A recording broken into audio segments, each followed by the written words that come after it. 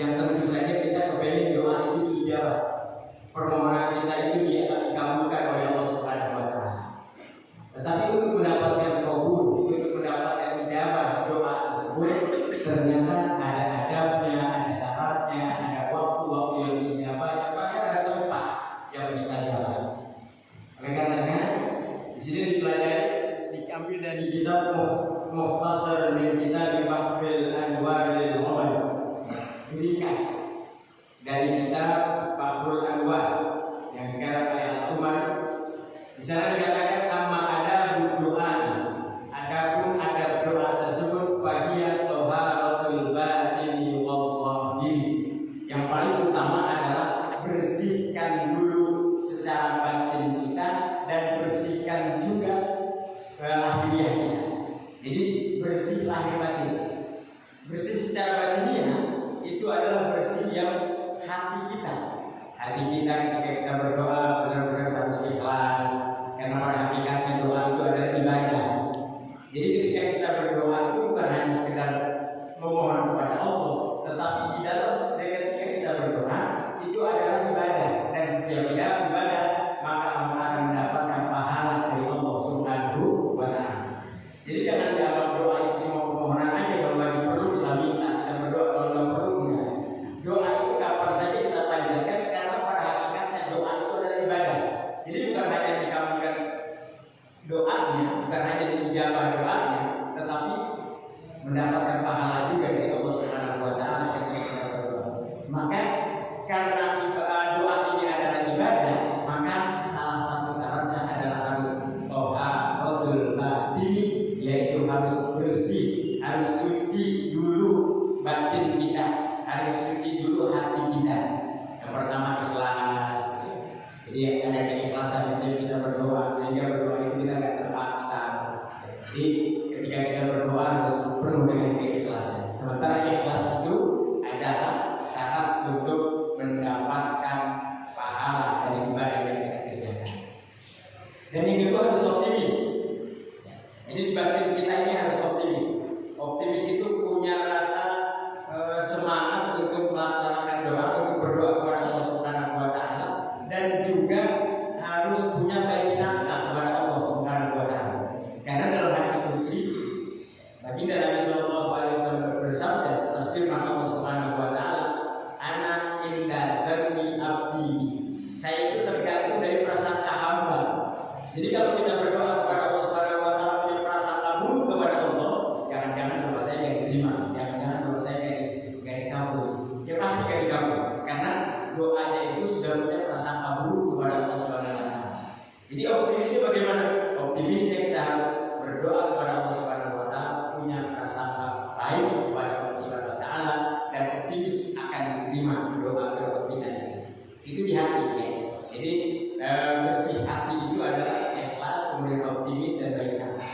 Nah kemudian wasfahir, secara lahiriahnya juga ketika kita berdoa, karena kita menghadap Allah Subhanahu wa Ta'ala saat berdoa tersebut, maka secara lahiriah juga harus suci. Apa yang harus disucikan? Yang pertama adalah asyab, yaitu pakaiannya. Jadi ketika kita berdoa kepada Allah Subhanahu wa Ta'ala itu harus memakai pakaian yang bersih. Jangan dalam keadaan kotor-kotor, bersih dari najis, ya. Kemudian bersih juga, termasuk disiapin. Jadi pakaian ini ya secara batiniah juga harus bersih juga, harus suci juga. Maksudnya gimana? Pakaian ini jangan pakaian diambil dari barang-barang yang haram. Karena pakaian yang haram ketika kita pakai maka akan mempengaruhi kehidupan kita, termasuk kita baca doa pun tidak dijawab oleh Allah Subhanahu wa Ta'ala. Jadi dari pakaian harus bersih. Bersihnya bersih dari najis, ya, kemudian bersih dari kotoran-kotoran. Ini harus kita hindari. Kemudian juga yaitu suci juga kehormatan kita. Yang dimaksud kehormatan di sini adalah kemaluan kita. Jadi jangan dalam keadaan bernajis kita berdoa, dalam keadaan tidak suci atau tidak berwudu kita berdoa. Oke. Yang namanya kemaluan, baik kemaluan depan maupun kemaluan belakang, itu akan mempengaruhi kesucian kita. Kalau kita habis suci,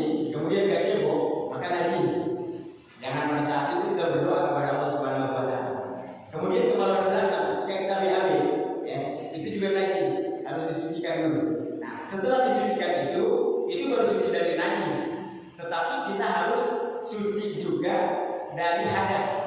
Kalau suci dari najis kita bersihkan, dan kalau suci dari hadas maka kita harus berwudu. Jadi ada suci dari hadas, ada suci dari najis. Ini kemaluan kita yang menyebabkan ada kotoran dari najis. Dan kalau ada najis, misalnya kencing kemudian kita buang air besar, itu juga sudah membatalkan wudu sehingga harus kita berwudu. Artinya begini, ketika kita mau berdoa kepada Allah Subhanahu wa taala, kita harus suci dari najis dan juga suci dari hadas. Ada hadas kecil, ada hadas besar. Kalau begini, hadas kecil disucikan dengan wudu dan hadas besar disucikan dengan mandi. Itu sebabnya dari tadi kemaluan tadi. Nah, kemudian juga termasuk dari kemaluan belakang itu ada sesuatu yang tidak disucikan, tidak perlu dibersihkan dengan bersuci, tidak perlu dibersihkan dengan istinja, tetapi dia harus wudu. Coba apa penyebabnya? Kentut batal wudu kan? Kentut batal wudu kan? Batal. Tapi harus dibersihkan kan? Disucikan kan? Maksudnya diistinja, dicepokin? Enggak. Tetapi harus berwudu. Nah, ini yang dimaksud dengan kita ketika berdoa kepada Allah Subhanahu wa taala maka harus suci, pakaian kita suci, kemudian badan kita juga harus suci, dan termasuk daripada suci dari hadas dan najis tadi. Nah, kemudian yang tidak kalah pentingnya adalah ketika berdoa itu bagusnya adalah waful ma'in, mengosongkan perut.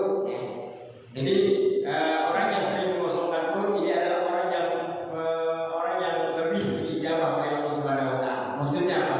Rajin-rajin berpuasa. Kemudian wati birra'ir. Jadi yang keempat itu adalah tidak kalah pentingnya juga aroma, ya, minyak wangi. Maksudnya badan kita itu atau tempat kita berdoa itu ada wangi-wangian. Ya. Jadi ternyata wangi-wangian ini juga menjadi adab dalam berdoa kepada Allah Subhanahu wa taala. Makanya ulama-ulama kita mengajarkan kalau kita lagi begini nih, ya maulid, kenapa kok ada minyak wangi, kenapa kok ada gahru?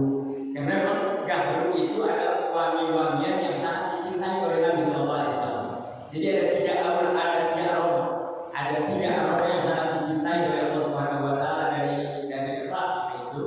Yang pertama adalah aura gahru, yang disebut aur itu adalah aura gahru. Nah, kemudian yang kedua misik. Aroma misik itu sangat dicintai oleh Nabi Sallallahu Alaihi Wasallam. Dan yang ketiga adalah minyak wangi yang namanya anbar. Itu tiga hal ini yang sangat dicintai oleh Nabi Sallallahu Alaihi Wasallam dalam hal-hal wangi-wangi.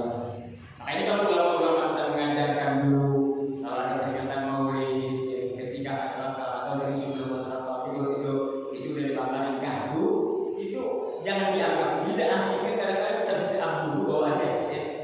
Ini emang diajarkan oleh Nabi Sallallahu Alaihi Wasallam. Itu aroma yang dicintai oleh Nabi Sallallahu Alaihi Wasallam.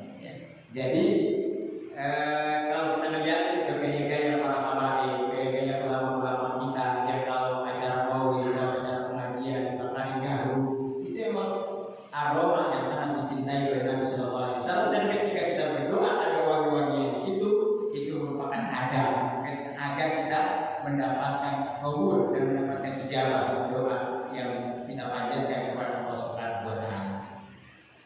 Apalagi ketika berdoa, di sini jelaskan bahwa taqdimil amal salih diawali dengan berbuat baik seperti sedekah. Ketika kita mau berdoa kepada Allah Subhanahu wa taala, awal sedekah atau perbuatan baik lainnya seperti sholat, hajat dulu, ya. Kemudian kita mengajak kepada Allah Subhanahu wa taala. Dan yang ketiga dari sisi tempat ini adalah ayatun bil ghalibi ba'da salatil maktubah. Sebaiknya berdoa jangan ditinggalkan ba'da salatil maktubah, setelah sholat maktubah, setelah sholat wajib. Jadi kalau ada salam, assalamualaikum warahmatullahi itu jangan kabur, jangan langsung kabur. Sebab di situ ada doa yang diijabah, adalah waktu yang sangat diijabah oleh Allah Subhanahu wa taala setelah kita melaksanakan salat. Makanya ajaran Nabi paling tidak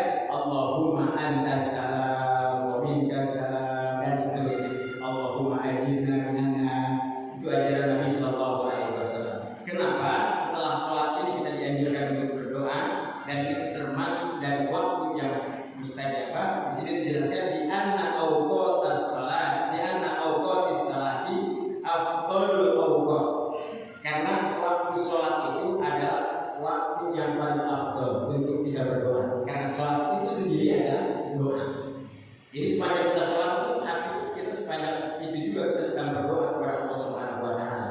Apalagi ketika kita duduk di antara dua sujud, itu puncaknya doa. Semua doa di situ ada 8 doa kita panjatkan ke hadirat Allah Subhanahu Wa Taala. Ketika doa duduk di antara dua sujud kita berkata, Rabbi firli warhamni wadhkurni warfa'ni warzuqni wahdini wa'afini wa'afani. Itu semuanya adalah doa yang rangkumannya ada di situ dan apa yang kita minta untuk kebutuhan kita ada di situ. Nah, terus saya singkat saja. Rajana ila kalamil qamari. Kita kembali kepada kalamnya al-qamari. Di samping beberapa hal tadi yang sudah saya sebutkan, wa ayyakuna mustaqbilal qiblati, dan berdoa itu adabnya adalah menghadap kiblat. Ini dari sisi adab. Kemudian hanya ra'si mudrakan bil ardi. Dan kemudian yang kedua adalah kepala kita menunduk ke bawah ketika kita berdoa. Jadi berdoa itu tangan kita angkat, tapi wajah kita hadapkan ke bawah. Ini etika. Makanya kan Nabi mengajarkan idza da'awtallah faqul bibadi kafaika. Ketika kita berdoa, ketika kau berdoa kepada Allah Subhanahu Wa Taala, angkat berdoalah kepada Allah Subhanahu Wa Taala bibadi kafaika dengan telapak tangan, dengan perut telapak tangan. Artinya perut telapak tangan ini kita angkat. Kemudian dan jangan kamu berdoa kepada Allah Subhanahu Wa Taala biduhuri dengan belakangnya, kecuali ketika kita berdoa kepada Allah Subhanahu Wa Taala dengan betul-betul sebuah keinginan yang kita inginkan, seperti sholat istisqa misalnya. Pada saat sholat istisqa itu dianjurkan berdoa itu angkat tangan terus tinggi-tingginya, sehingga kalau kita berdoa tinggi itu bukan begini kan, nggak mungkin kita berdoa begini, sehingga belakang telapak tangan kita ini ada di atas dan telapak tangan kita ada di bawah. Nah kalau begini boleh kita beribadah ke atas. Tapi kalau doa yang biasa-biasa saja, maka anjurannya adalah, adabnya adalah kita berdoa telapak tangan kita begini, kemudian kepala kita nunduk. Ini doa yang menghadirkan dan membuat kita khusyuk. Lain lagi berdoa tahlilan, karena doa tahlilan malah namanya kemana-mana, di situ udah keluar kemana. Itu gimana doa kita mengijabah Allah Subhanahu Wa Taala. Jadi tundukkan ma'at tawaddu'i bil khusyu'i wa quwwatil khudu'. Jadi di samping menundukkan kepala itu akan menghasilkan al khusyuk wal khudu'. Apa bedanya khusyuk sama khudu'? Khusyuk itu lebih kepada konsentrasi kita, kepada konsentrasi kita. Kemudian kalau khudu itu adalah ketika kita berdoa penuh harap, ada harapan di sini. Nah itu khusyuk. Jadi khusyuk itu kelihatan dari lahiriahnya, kemudian khudu itu adalah sebuah harapan, kelihatan dari batinnya. Di azmin wa jazmin bi khusyul ijabah, dengan ada azam, dengan ada keinginan, dan juga ada zazm itu sebuah keyakinan bahwa doa itu adalah akan menghasilkan ijabah.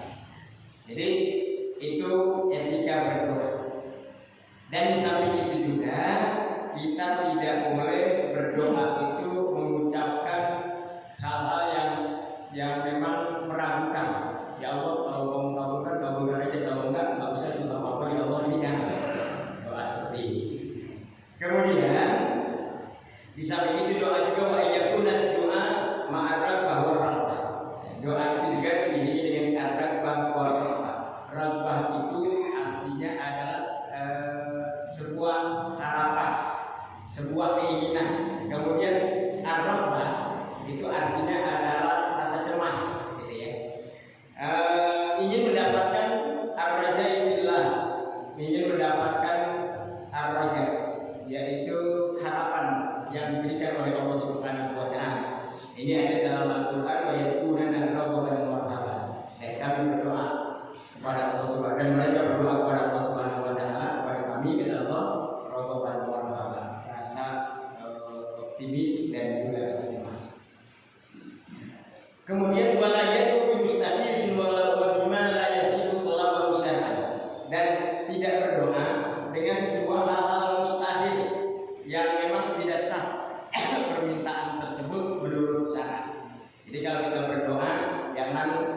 minta-minta yang mustahil, doa itu akan dijawab oleh Allah Subhanahu wa taala. Artinya berdoa itu jangan sesuatu yang memang kita tidak kuat untuk memikulnya. Berdoa apa saja tidak ada yang mustahil diberikan oleh Allah Subhanahu wa taala. Kayak tukang es kemarin, es goblok. Nah, itu bisa jadi dia sebelumnya berdoa dari rumah. Dia berdoa kepada Allah Subhanahu wa taala, ya Allah, berikanlah es saya ini laku. Tapi tiba-tiba ada orang yang ngatain goblok. Nah, dari situ kan lebih daripada laku kayaknya. Ada yang ngasih umroh, kemudian ada yang ngasih duit ratusan juta, puluhan juta, kemudian diberikan modal. Ini adalah anugerah dari Allah Subhanahu wa taala yang kita tidak sampai-sampai. Jadi tidak ada yang mustahil bagi Allah Subhanahu wa taala. Nah, kemudian di samping itu juga ada beberapa tempat. Kalau tadi kita sebutkan adalah adabnya, kemudian di sini disebutkan tempatnya. Wa yakuna fi awqatil ijabah wa amakiniha. Dan berdoa itu hendaknya di waktu-waktu yang dijabah dan tempat-tempat al-mubarakah, tempat-tempat yang diberkahi oleh Allah Subhanahu wa taala. Fi dzurfai zaman wal makan, baik dari sisi tempat maupun dari sisi makan, dari sisi tempat dan dari sisi waktu. Ini ada waktu-waktu yang dijabah dan ada tempat-tempat yang dijabah. Tempat yang dijabah itu adalah dari sisi tempat masjid, seperti masjid. Masjid itu tempat doa untuk dijabah oleh Allah Subhanahu wa taala. Dan waktu sahur. Waktu sahur itu adalah waktu makan sahur, yaitu sepertiga malam terakhir. Makanya yang paling indah itu ketika kita berdoa adalah kita awali dulu dengan sholat wudhu, kita awali dulu dengan sholat taubat, kemudian sholat tahajud, baru sholat hajat dan berdoa kepada Allah Subhanahu wa taala. Jadi andai kata kita mau menyingkat, misalnya biasanya 8 rakaat sholat tahajud aja, kemudian waktunya mepet nih, kalau kita melakukan 8 rakaat itu nggak keburu, boleh 8 rakaat tadi kita jadikan 4 sholat. Pertama sholat wudhu dulu, kemudian yang kedua sholat taubat dulu, yang ketiga sholat tahajud dulu, yang keempat sholat hajat. Nah, baru kita berdoa kepada Allah Subhanahu wa taala. Jadi bisa menyingkat waktu, tetapi 4 sholat kita bisa kerjakan. Dan ini yang tadi kita bilang bahwa berdoa itu harus diawali dengan perbuatan baik dulu, seperti sholat dan sholat. Kemudian wa inda nuzulil matar, dan ketika turunnya hujan. Ketika turun hujan itu doa diijabah oleh Allah Subhanahu wa taala.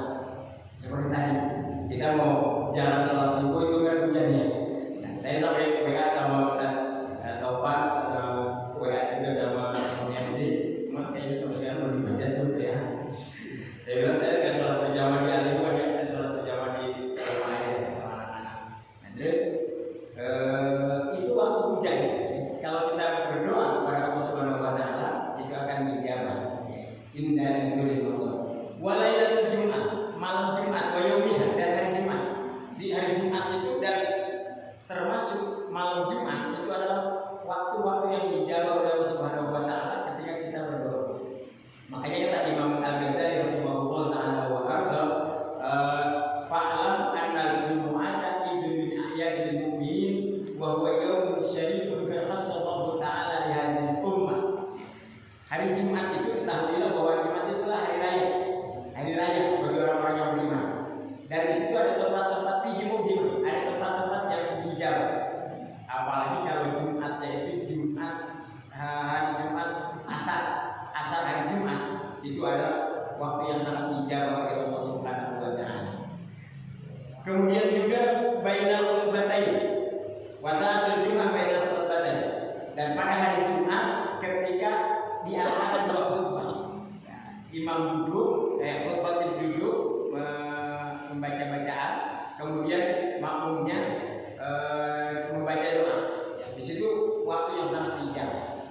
Makanya kan kalau di masjid-masjid Ahlus Sunnah wal Jamaah, ketika khatib duduk di antara dua khutbah itu diiringi dengan bacaan shalawat kepada Nabi Sallallahu Alaihi Wasallam, artinya memberikan kesempatan kepada jamaah untuk berdoa pada saat itu. Jadi nggak langsung duduk doang sebentar, kemudian imam naik lagi, tidak. Tapi diberikan kesempatan untuk berdoa kepada Allah Subhanahu wa taala. Wa yaumul Arafah, termasuk hari Arafah, apalagi hari Arafah ya. Hari Arafah begitu jamaah haji wukuf di padang Arafah, kita itu dianjurkan untuk berdoa. Kalau mereka yang sedang berarafah, sedang wukuf di Arafah, itu pasti dijawab oleh Allah Subhanahu wa taala doanya.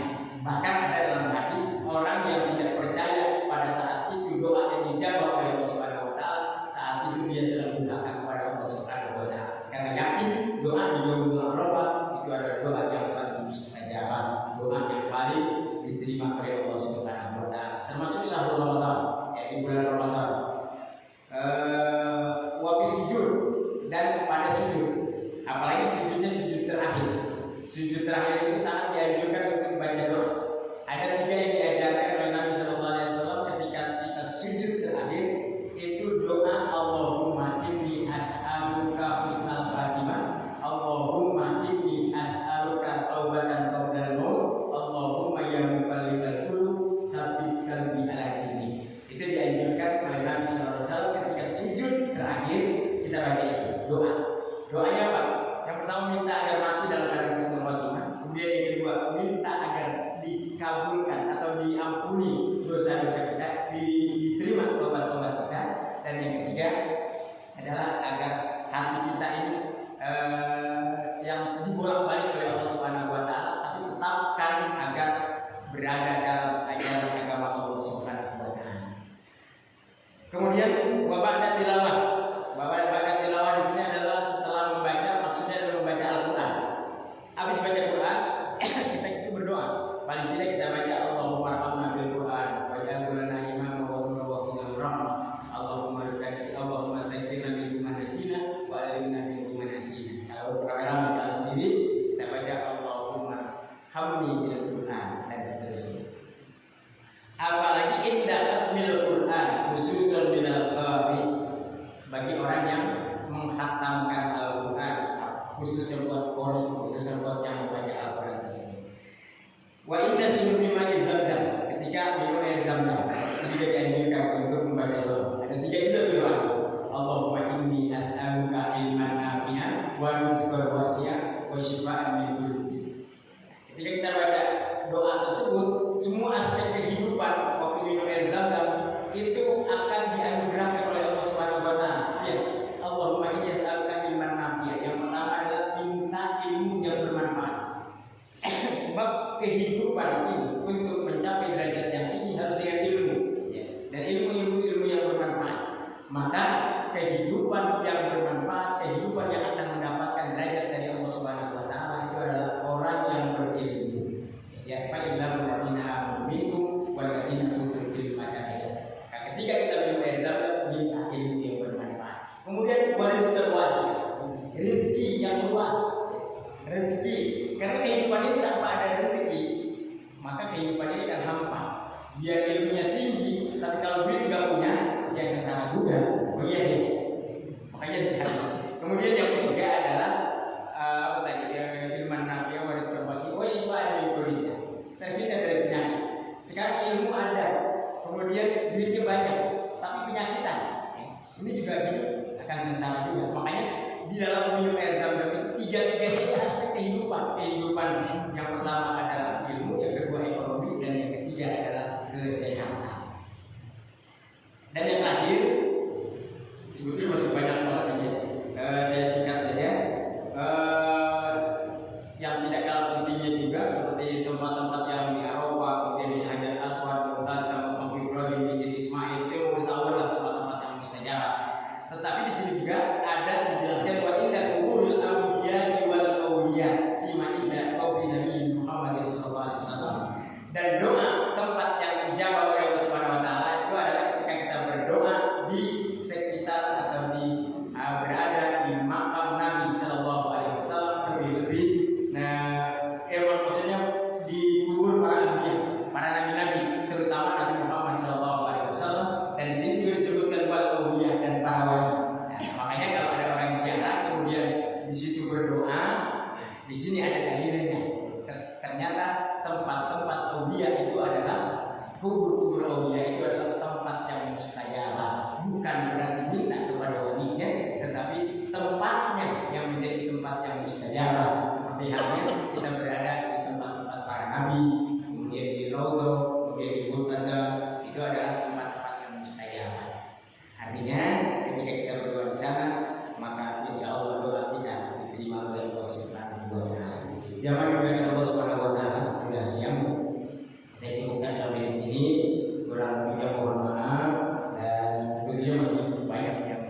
ingin saya uraikan